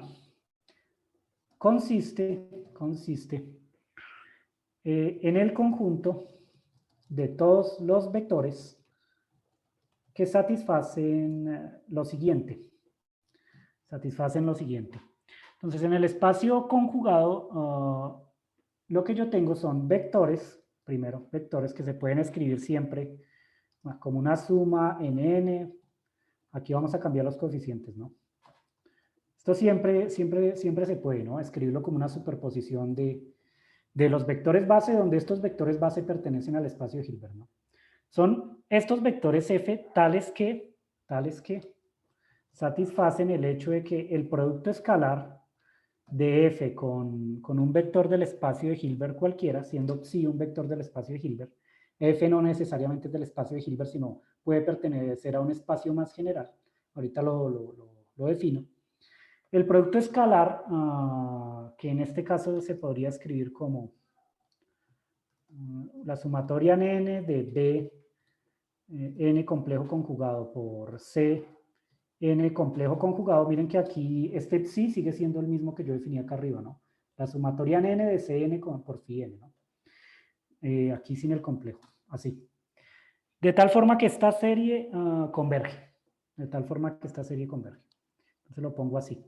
Entonces miren primero que en este caso particular, este psi pertenece al espacio de Hilbert. Este psi pertenece acá al espacio de Hilbert. Es un vector en el espacio de Hilbert. Mientras que este F que está acá puede pertenecer a un espacio que se llama el espacio universal, que lo voy a escribir así. Donde, aunque no lo denoté arriba, ¿no? Pero donde sí es un espacio vectorial universal. Entonces, ¿qué significa que sea un espacio vectorial universal? Pues que aquí los coeficientes no tienen por qué satisfacer estas relaciones de convergencia, el espacio es de dimensión infinita y en general contiene todos los vectores posibles, con norma finita y con norma infinita, ¿no? Entonces yo al principio les estaba diciendo simplemente que consideráramos un conjunto de vectores base en un espacio vectorial. Siempre es posible que un vector cualquiera se escriba en términos de esa base, ¿no? Pero bueno, uno puede considerar que ese espacio vectorial es cualquier espacio, ¿no? Que contiene a todos los vectores de norma finita, de norma infinita, etcétera, ¿no? El conjunto de todos los vectores. Por eso se llama el universal, ¿no? El espacio vectorial universal. Aquí en este espacio universal no hay ninguna restricción. Yo no estoy exigiendo que esta serie converja, no estoy exigiendo que los coeficientes sean finitos, no estoy exigiendo que la norma de los vectores sea finita, no estoy exigiendo nada, ¿no? Solamente estoy diciendo es un conjunto de todos los vectores posibles. Por eso se llama universal. Mientras que el espacio de Hilbert sí está restringido por esta cantidad que está aquí, ¿no? Entonces, ¿qué es lo que pasa? El espacio conjugado del espacio Hilbert es el espacio tal que, si yo hago el producto escalar de este vector que pertenece al conjunto universal, es decir, puede ser un vector cualquiera, con un vector del espacio de Hilbert, me tiene que dar que ese vector, ese producto escalar es finito también. Es finito también. Eso quiere decir que eso restringe las posibilidades que tiene este vector, ¿no? Dicho de otra manera, estoy seleccionando ciertos vectores de este espacio universal. Solo ciertos vectores de este espacio universal pueden satisfacer esta propiedad que está aquí. Pero notemos lo siguiente. Ustedes pueden notar que si ustedes toman la norma, si esto es un número finito que está acá, si esto es un número finito, entonces ustedes pueden tomar el valor absoluto de este número, ¿cierto? Porque esto es un número. Esto es una definición, ¿no? Estoy definiendo el espacio de Hilbert como el conjunto de todos los vectores que satisfacen esto, ¿no? Entonces yo estoy imponiendo que esto sea un número, que converja a un número. Entonces puedo tomar su valor absoluto. Y si toma su valor absoluto, entonces tomo el valor absoluto de estas cantidades que están acá. Tomando el valor absoluto de estas cantidades que están aquí, obtengo precisamente esto, ¿no? Simplemente saco el valor absoluto de ambos lados, pero esto satisface la desigualdad triangular, ¿cierto? Aquí puedo poner la desigualdad triangular. La desigualdad triangular me dice que esta norma es menor entonces a la norma de cada uno de los elementos. Esto es nada más que la desigualdad triangular, ¿no? La misma que se obtiene para el teorema de Pitágoras, pero en un espacio de dimensión infinita, y yo se las mencioné en la primera o en la segunda clase. La desigualdad triangular, yo se las escribí explícitamente, ¿no? ¿La de Pero, Schwarz? sí, creo, no, la de Schwarz es ahora la que voy a hacer. Primero la desigualdad triangular. Y ahora, pero esto es igual debido a la desigualdad de Schwarz a lo siguiente. Pongo ahora la norma en ambos lados, ¿no? Ahora sí estoy usando la desigualdad de Schwarz, ¿no? ¿Sí? Ahora sí estoy usando la desigualdad de Schwarz. Entonces aquí usé las dos cosas, la desigualdad triangular y la desigualdad de Schwarz. Pero nosotros sabemos que esta serie converge con el caso de los coeficientes C sub n, ¿cierto? Nosotros sabemos que esta serie converge. Pero miren que esta serie que está acá se puede escribir de otra forma. Aquí el complejo conjugado, al tomar la norma, ya no necesito considerarlo más, ¿no? Lo puedo quitar, porque estoy tomando el valor absoluto, ¿no?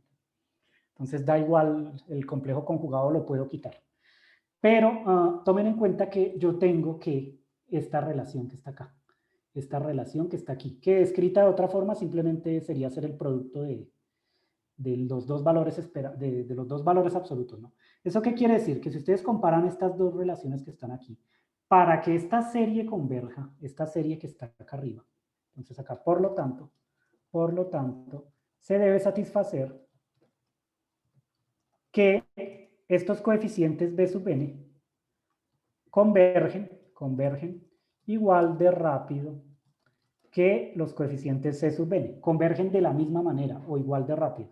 Dicho de otra forma, se tiene que satisfacer entonces que esta sumatoria también converja de la misma manera que convergen los Cs. Acá.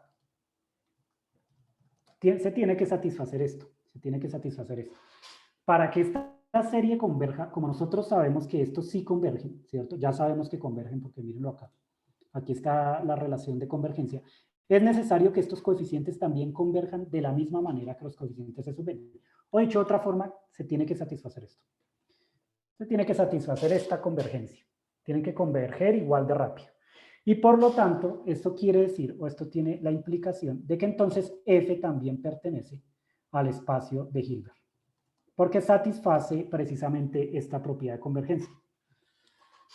Es necesario que se satisfaga esto, que B, que los coeficientes B converjan igual que los C, ¿cierto? Pero nosotros sabemos cómo convergen C, ¿cierto? Para que esta serie converja. O dicho de otra forma, F pertenece al espacio de Hilbert. Como esto es válido para todo F, como esto debe ser válido para todo vector F, ¿cierto? Que nosotros elegimos. Entonces, lo que tenemos es que el espacio de Hilbert conjugado es igual al mismo espacio de Hilbert. El espacio de Hilbert conjugado es igual al mismo espacio de Hilbert, porque entonces todos los F's pertenecen al espacio de Hilbert, ¿no? Ambos espacios son iguales, son iguales. Esta relación es válida únicamente para los espacios de Hilbert. Únicamente los espacios de Hilbert satisfacen que su espacio vectorial conjugado es igual al espacio mismo. Esta propiedad es válida únicamente para los espacios de Hilbert. Únicamente para los espacios de Hilbert. Si nosotros miramos otro tipo de espacios, esto ya no se va a satisfacer. Por ejemplo, miremos ahora un espacio que se llama el espacio nuclear. Si todavía tengo tiempito, ¿no? Entonces, escribámoslo así. Miremos ahora el espacio nuclear, ¿cierto? El espacio nuclear es otro espacio vectorial que se denota con la letra omega. Es un caso particular de un espacio vectorial. ¿Cómo está definido el espacio nuclear? El espacio nuclear consiste de todos los vectores de la forma, ahora vamos a usar una letra omega pequeña aquí para el vector, igual de nuevo, la sumatoria. Yo siempre la pongo para que les quede claro que esto siempre se tiene, ¿no? Cualquier vector siempre se puede escribir como una sumatoria, pero acá pongo otros coeficientes, ¿no? Una sumatoria de los vectores base, ¿no? Siempre se puede escribir así, ¿no? Como la sumatoria en n de un conjunto de vectores base con ciertos coeficientes, ¿no? Pero aquí, esta sumatoria está sujeta a la siguiente condición, ¿no? La siguiente condición de convergencia. Entonces, aquí ahora, para un espacio nuclear, uno impone lo siguiente. Uno impone que la sumatoria en n de los coeficientes u, n al cuadrado, multiplicado por n a la n, converge. Y aquí, esto es válido pongo así, para m que es igual a 0, a 1, a 2, a 3, etcétera, ¿no? Es decir, para n que pertenece a los enteros positivos. Entonces acá pongo así. No. Así, ¿no? Para n perteneciente a los enteros positivos.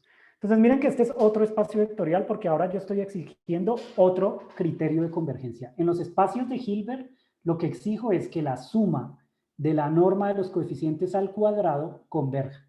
Mientras que ahora en un espacio nuclear yo exijo que la suma de los coeficientes al cuadrado multiplicados por una potencia de este índice n, la potencia m, que puede ser 0, 1, 2, 3. En general este espacio nuclear aquí tiene dentro del argumento m, ¿no? Donde m es la potencia y forman varios espacios vectoriales, ¿no? se forma entonces un nuevo espacio vectorial porque ahora los coeficientes tienen que satisfacer este criterio de convergencia. Ahora, de aquí es claro, o no sé si ustedes lo ven claro en realidad, es claro que el espacio nuclear está contenido, aunque contenido sería como. A ver cómo se describe contenido. Ah, claro, subset. Es un subconjunto, ¿no? Está contenido en los espacios, en el espacio de Hilbert, ¿no? Es claro que este espacio está contenido en dentro del espacio de Hilbert. ¿Por qué?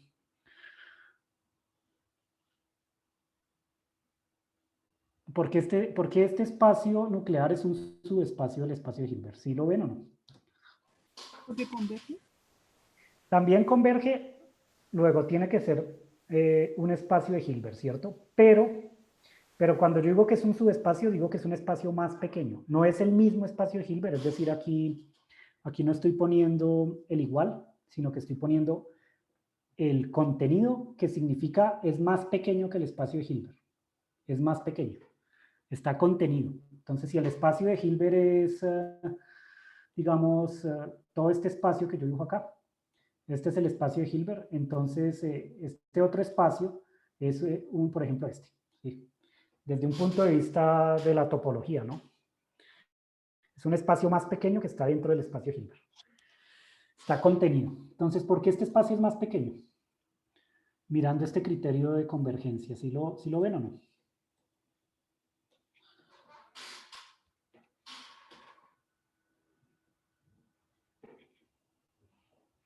No, primero empieza de m igual a 0, ¿no? O sea, parte de 0 en adelante.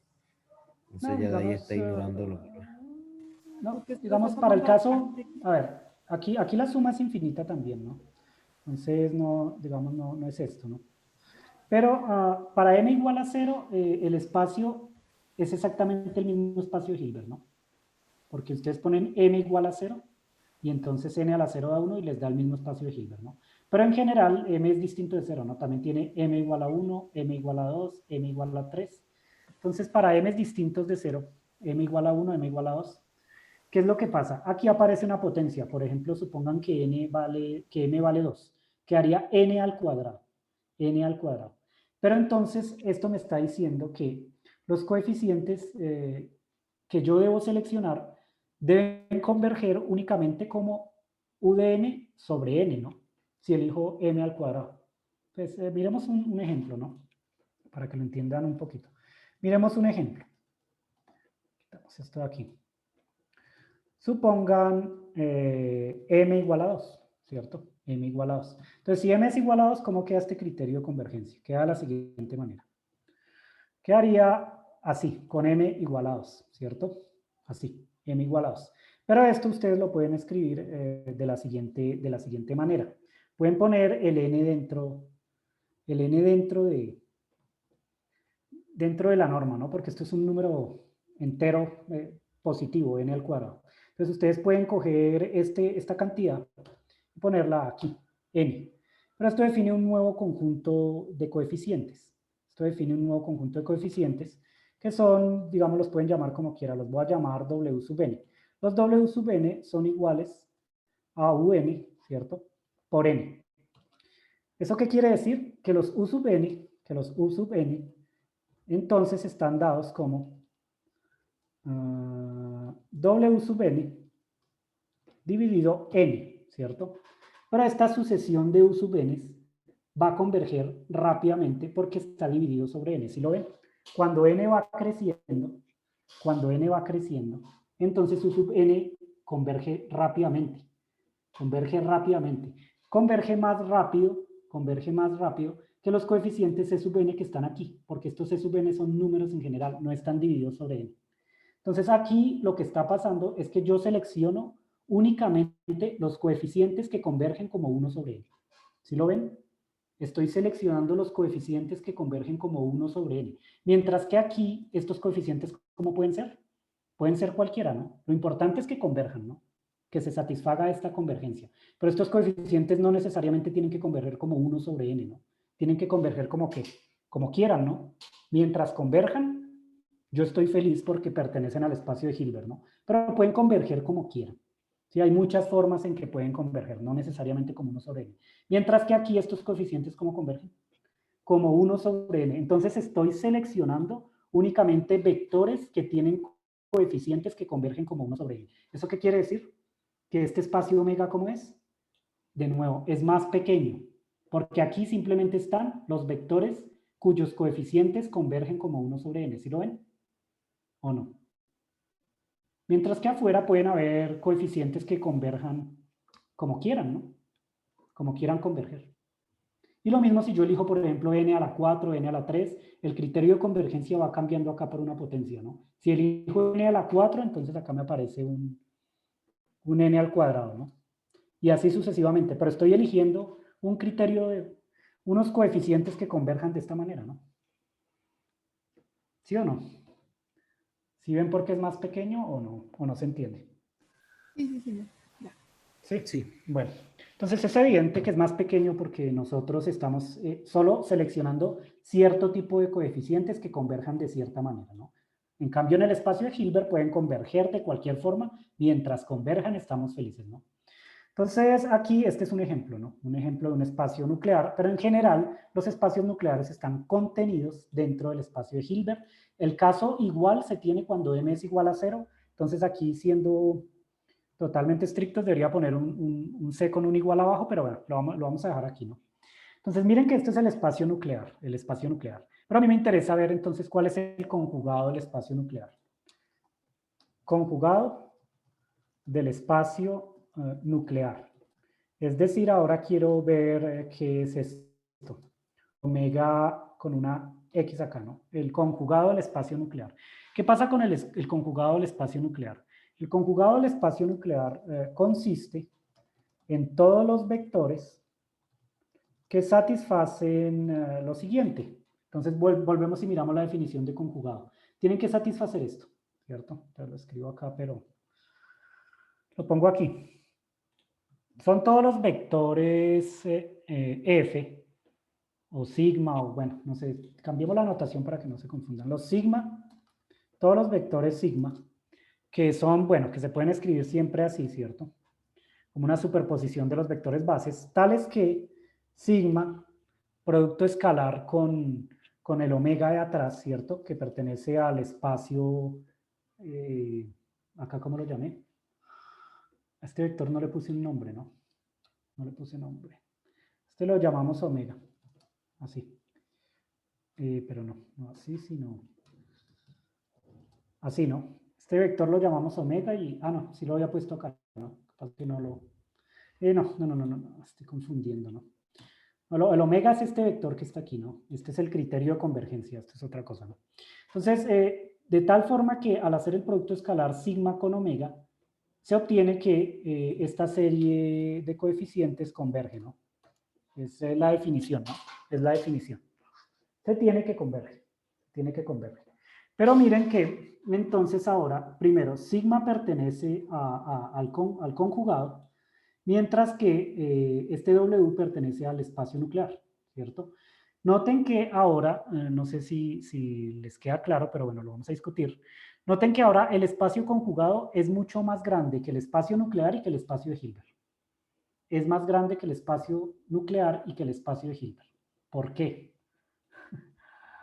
Entonces, de nuevo, el espacio conjugado nuclear satisface lo siguiente. Satisface que es más grande que el espacio de Hilbert y que el espacio nuclear. Entonces aquí, ¿cómo era? Subset, ¿no? Sí, aquí ponemos el espacio de Hilbert y aquí ponemos ahora sí el nuclear, es decir, se satisface esto. ¿Sí? El espacio conjugado es más grande que estos espacios. Entonces, si acá tengo el espacio nuclear, el espacio de Hilbert, entonces el espacio conjugado del espacio nuclear es algo más grande, es una cosa así. Bueno, ponerlo así. Más grande. ¿Por qué es más grande?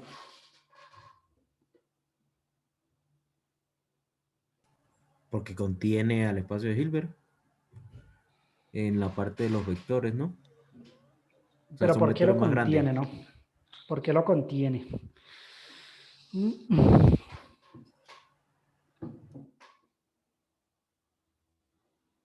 Ah. Y miramos de nuevo nuestro ejemplo.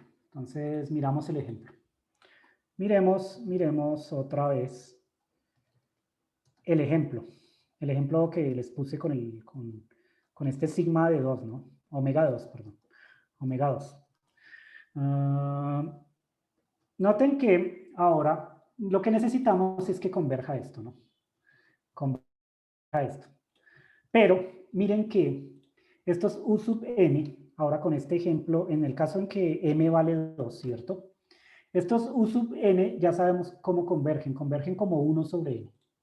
Convergen como 1 sobre n. Entonces ustedes aquí escriben esto como un nuevo coeficiente que llamamos Wn dividido n, ¿cierto?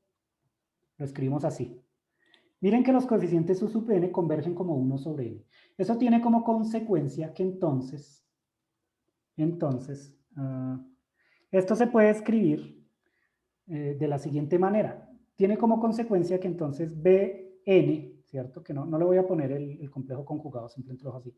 Puede escribirse entonces como un nuevo vector, no sé, llamémoslo, acabaron las letras.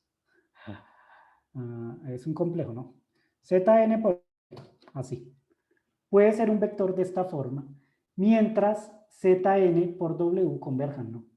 Entonces miren que como este vector converge como 1 sobre n, es suficiente con que este vector se pueda escribir como Zn por n, ¿no? Porque se cancela la convergencia, ¿cierto? N con n se cancela, y este vector, estos coeficientes que están acá en principio también convergen, ¿no?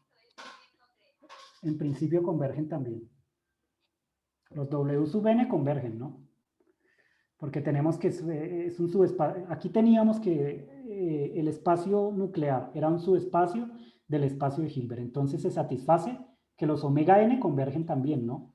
Porque aquí definimos que un por n convergía, ¿no? Entonces los W sub n también convergen.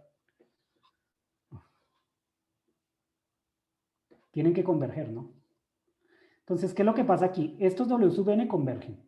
W sub n es U sub n, ¿no? Que converge como 1 sobre n. B sub n es suficiente con que se escriba como un Z sub n por n, ¿cierto? Pero n, cuando n tiende a infinito, B de n tiende a infinito, ¿no? Para n de aquí. Bueno, pero cuando n tiende a infinito, es así, no. Cuando n tiende a infinito, yo tengo que esta B sub n también diverge, ¿no? ¿Cierto? Porque mire que está multiplicado por n. En este caso particular, aun cuando los Zn converjan, si yo multiplico a Zn por n, y como n va hasta infinito, porque estas sumas son infinitas, entonces, ¿qué es lo que ocurre? Que este B sub n diverge, ¿no? Y entonces, este criterio de convergencia que está aquí me está diciendo que no necesito que estos coeficientes converjan.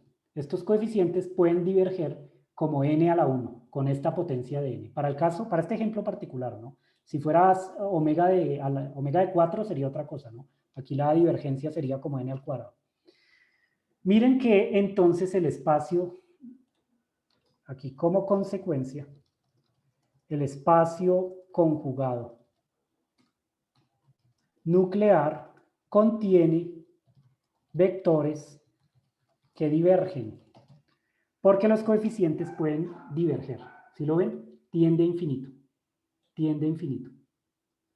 Este B que está aquí puede diverger, puede tender a infinito. Y por lo tanto, entonces aquí, los elementos de este espacio conjugado del espacio nuclear, ¿cierto? El espacio nuclear conjugado, pueden estar fuera del espacio de Hilbert.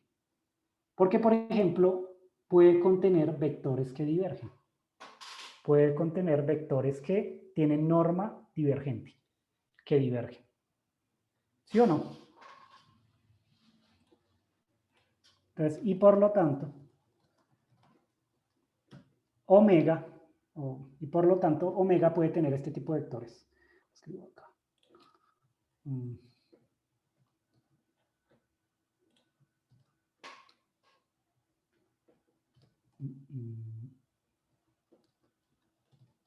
¿Sí o no?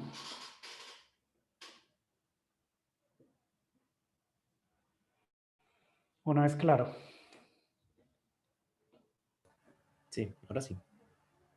¿Sí? Miren que entonces tengo la libertad entonces de elegir estos coeficientes de tal manera que ellos pueden diverger de esta manera, como una potencia n. ¿Por qué? Porque el otro coeficiente, el u sub n que está aquí, en la definición del espacio conjugado, este u sub n ya sabemos que converge como 1 sobre n. Eso me da la libertad de hacer que este término sea proporcional a n o que diverja como n a la 1, en este caso particular.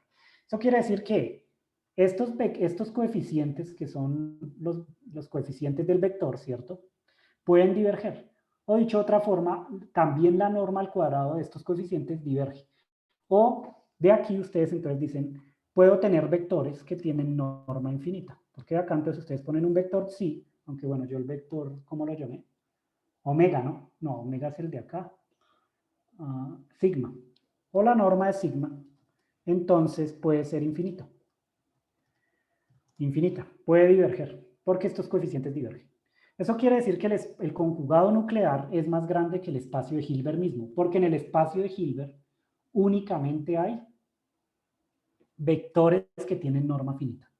Entonces este espacio es más grande y contiene a los otros dos. Contiene a los otros dos.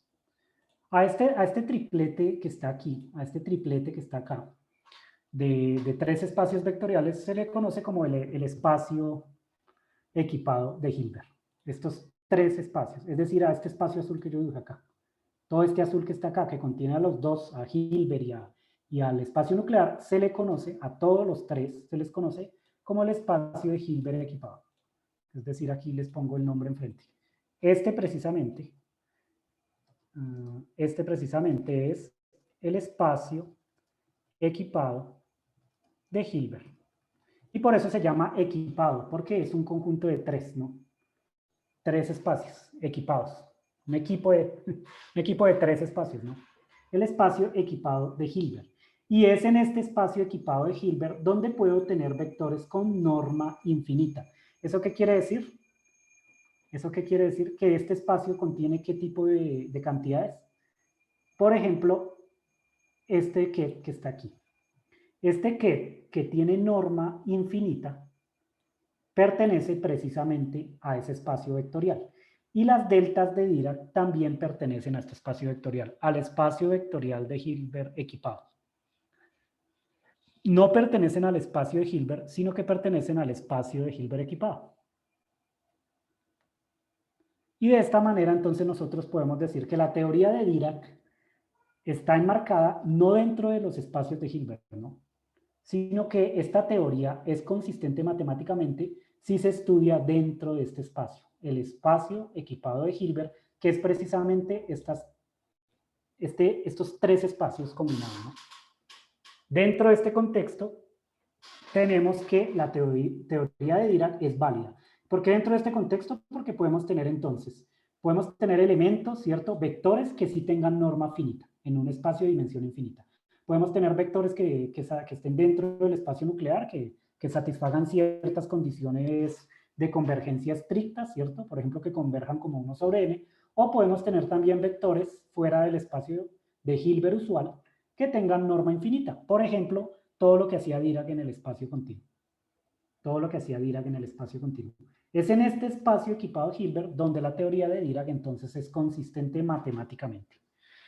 Y bueno, hay varios ejemplos de espacios de Hilbert equipados que se usan usualmente en mecánica cuántica, ¿no? Y entonces yo creo que si me dan 10 minuticos más, les pongo un ejemplo que es importante para ustedes y ya terminamos. ¿Listo? Vale. Bueno, entonces un ejemplo, ¿yo cuántos ejemplos he puesto ya? Estaba con el espacio nuclear. Bueno, llamémoslo ejemplo 2, ¿no? Otro ejemplo. Entonces, ejemplo 2, un ejemplo de un espacio equipado de Hilbert, ¿no? Entonces, hay muchos ejemplos, pero para nosotros uno que sí es interesante es precisamente el espacio L2, el espacio L2. Entonces, aquí, ejemplo de espacio de Hilbert equipado, ¿cierto? O de Rijt-Hilbert. Un ejemplo es precisamente el espacio L2. Espacio L2. El espacio L2 es el espacio, este espacio es el espacio formado por todas las funciones que son de cuadrado integrable. Así se le llama a este espacio, el espacio L2, y bueno, en general está definido entre dos límites que uno los pone acá, así, entre A y B, pero bueno, A y B pueden ser infinitos, ¿no? Este espacio L2 está definido en un dominio A y B, donde A y B pueden ser infinitos. Entonces son el espacio formado por todas las funciones que son de cuadrado integrable y entonces satisfacen la siguiente propiedad. Satisfacen que el producto escalar de un vector consigo mismo, es decir, su norma al cuadrado, es igual a lo siguiente. Voy a poner aquí la integral. La integral de A a B, de nuevo recuerden que A puede ser menos infinito y B puede ser infinito, del valor absoluto, ¿cierto? De este vector aquí elevado al cuadrado por dx. Satisface que entonces esto es convergente. Entonces, este es el espacio L2, el espacio de todas las funciones que son cuadrado integrables. ¿Eso qué quiere decir? Que la integral de su norma al cuadrado entre A y B, ¿cierto? Es convergente. Es convergente. Este es precisamente este tipo de funciones pertenecen precisamente al espacio equipado de Hilbert, porque bueno, uno puede calcular cuál es su espacio nuclear, ¿cierto? Y también puede calcular cuál es el espacio extendido del espacio nuclear, ¿no? Entonces, en este caso particular, el espacio nuclear, ¿cuál sería? Para este caso particular, el espacio nuclear sería entonces las siguientes integrales. Entonces vamos a ponerlo así. La integral de A a B, llamémosla diferente, llamémosla phi de x, ¿no? Phi pertenece ahora al espacio nuclear, ¿no? Mientras que esta psi pertenece a todo el espacio equipado de Hilbert, ¿no? Entonces esta phi que está acá, tiene que satisfacer una condición un poco menos exigente, ¿no? Por ejemplo, esta condición. Este sería el caso análogo que yo les estaba mencionando. Pero en este caso, aquí M ¿cuánto valdría? Pues M valdría 0, 1, 2, 3, etcétera, ¿no? Entonces miren que este es el análogo de lo que yo les estaba mencionando arriba de la definición de un espacio nuclear. Aquí nosotros teníamos un espacio discreto, ¿cierto? Y entonces la condición se ponía de esta manera, ¿no?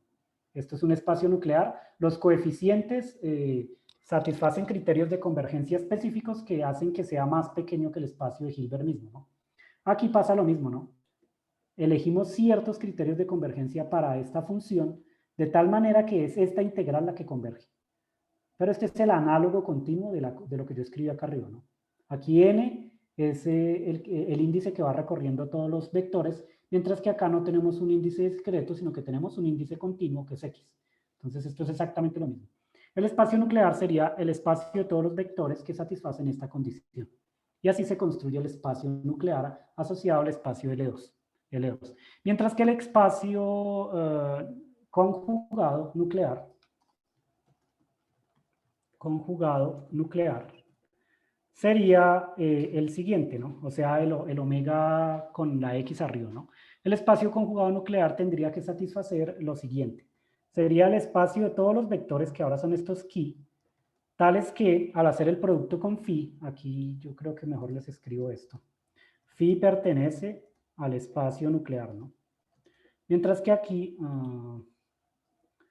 escribo así. Mientras que aquí el espacio conjugado nuclear serían entonces los chi que pertenecen ahora al conjugado, ¿no? Así. Entonces, se tiene que satisfacer que este producto escalar, que se puede escribir ahora en términos de una integral, debe cumplir lo siguiente. Se lo escribimos así. Aquí ponemos entonces el qui con el complejo conjugado. Aquí ponemos el phi, ¿cierto? Y acá ponemos dx. Se tiene que satisfacer que esto converge. Miren que este es el análogo precisamente de esta condición que yo les puse aquí, ¿no? El análogo continuo. Para el espacio L2, ¿no? De nuevo cambio la suma por una integral, cambio n por x y cambio, bueno, los vectores precisamente por funciones, ¿no? Qui de x y phi de x, ¿no? Tiene que ser finito para todo phi que pertenece en el omega, ¿no? Entonces tomen en cuenta entonces que aquí, como este phi tiene un criterio de convergencia, mírenlo acá, por ejemplo, cuando m vale 2, este phi puede converger como 1 sobre x, entonces a este qui se le permite diverger. Este qui tiene permitido diverger, ¿no? Puede ser una cantidad que diverge, puede tender a infinito, porque mire el criterio de convergencia sobre phi. Phi, por ejemplo, si elegimos m igual al cuadrado, phi tiene que converger como 1 sobre x. Entonces a este coeficiente se le permite que diverja cuando estos límites tienden a infinito. Es decir, si aquí yo pongo estos límites en el infinito. Pueden ser cantidades divergentes, de manera totalmente análoga a lo que yo les expliqué acá con estos vectores, ¿no? El hecho de que entonces esta cantidad tiene permitida ser una cantidad divergente, ¿no? Aquí pasa lo mismo con el qui. Qui puede ser una cantidad divergente. Y por lo tanto, este espacio nuclear, y por lo tanto, este espacio nuclear puede contener, bueno, no solo contiene funciones de onda del tipo e a la ipx, ¿cierto? Que fue la que yo les mostré ahorita, acá arriba, e a la ipr. Puede contener, no solo contiene esta cantidad, por ejemplo, que ustedes la pueden poner aquí. Si ustedes ponen aquí e a la ipx, por ejemplo, o e a la ipr, que es una autofunción del operador momento lineal, ¿cierto? Sino que también puede contener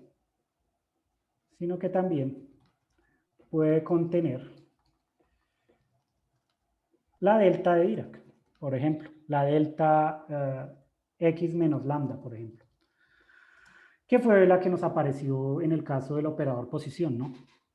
Que es una autofunción del operador posición. Y puede contener también otros objetos que divergen, ¿cierto? Entonces miren que en este espacio nuclear del espacio L2, nosotros podemos tener funciones chi que diverjan. Esas funciones chi pueden ser, por ejemplo, la delta de Dirac. Porque si ustedes aplican la delta de Dirac aquí, mírenlo bien, ¿no? Si ustedes aplican la delta de Dirac a esta función exponencial, ¿qué obtienen?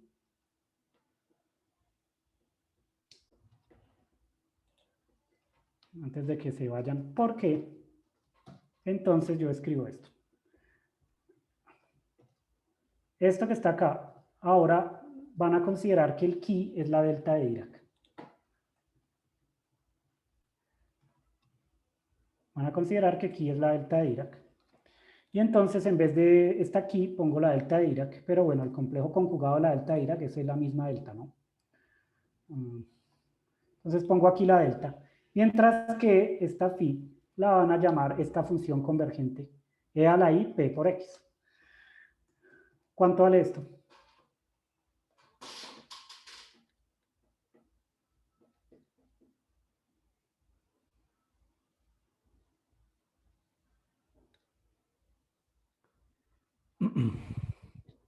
¿Cuánto vale esta integral?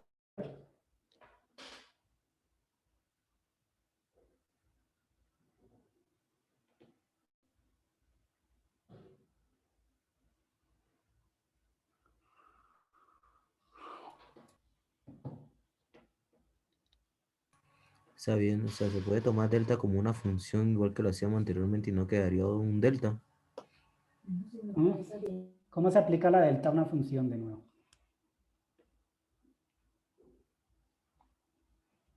Es una delta aplicada a esta función. Esta función es una función convergente. Esta función, en cambio, diverge.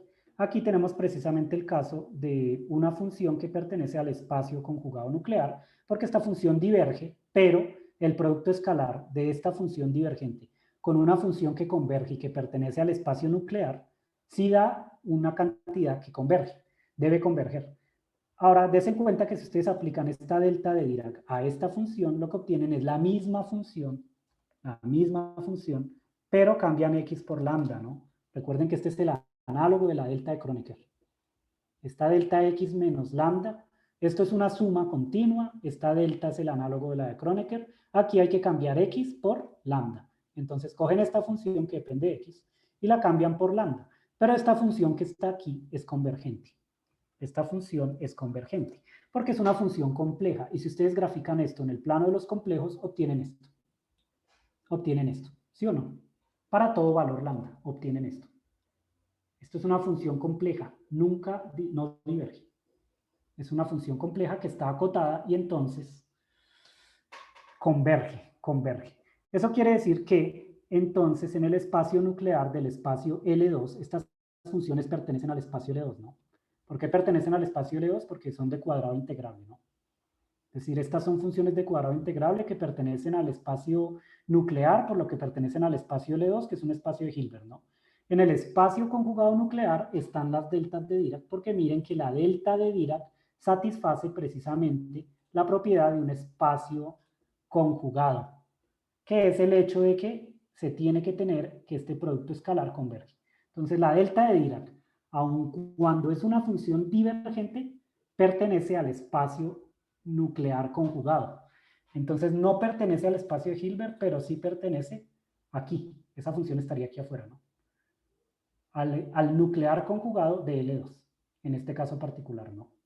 La delta de Dirac pertenece al espacio conjugado nuclear del espacio de L2. Es lo que les estoy mostrando aquí. Y bueno, podemos dejar aquí, ¿no? Voy a pausar el video.